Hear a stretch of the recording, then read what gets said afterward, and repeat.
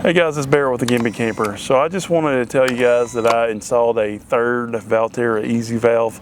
I spent a lot of time last summer combining my sewer tanks. So I combined my gray tank in the back with my kitchen to the same drain that goes from my gray tank in the front and my black tank as well.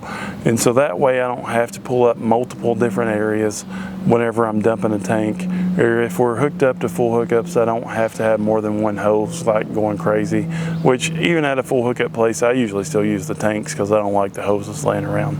And I usually don't have hookups, so I usually don't worry about it. I will say that when I combine those, my original goal was to add another electronic valve, and Dometic said that they would send me one. However, we were getting ready to go to South Dakota, and I had to get everything buttoned up. So I didn't have it before I had to leave, so I had to kind of go ahead and patch the underbelly and get everything ready. And so because of that, you know, I went like a season there without actually having it installed because I've been busy and I hadn't got around to it. So recently I decided that we're going to get this thing installed.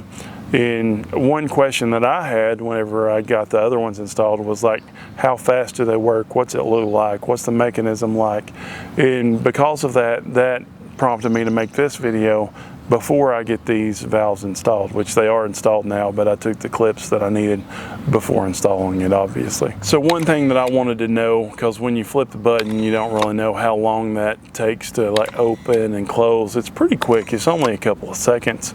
And so I hooked up a power wire just to my battery bank here, and then a ground, and that way we can just show you how this operates real quick.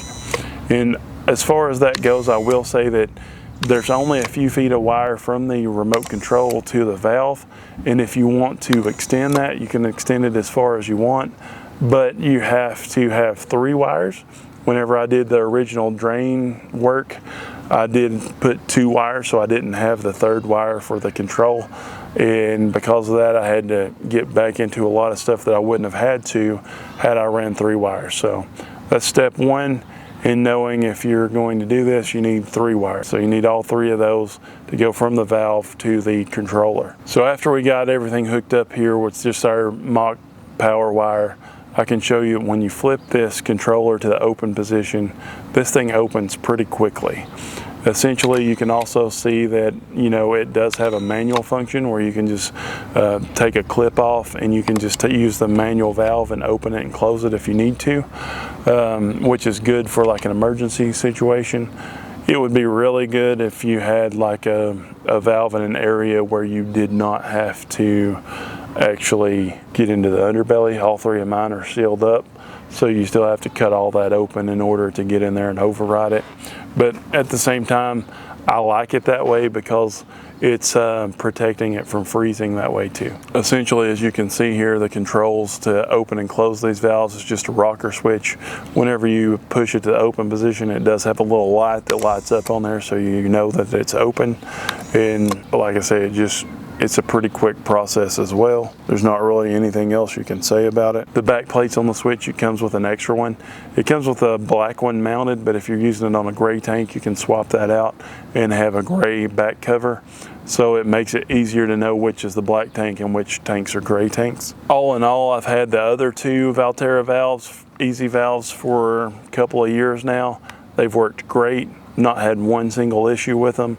Yeah, the hardest part was getting them installed just because of the space there, and that's what I'll say, like changing any valve out, it's going to depend on how easy it is as far as how it's mounted. If it's one that's mounted underneath the camper, out of the underbelly, and you know, you can get to all the pipes and stuff there and have plenty of space, it's going to be easy breezy. If it's up under the underbelly, it still might be easy.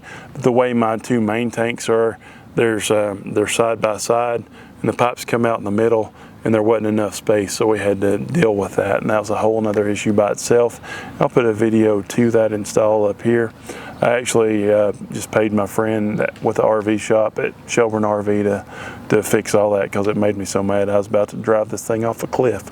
This one wasn't too bad, but we'll get into that here in an upcoming video as well. Do not forget to hit that subscribe button.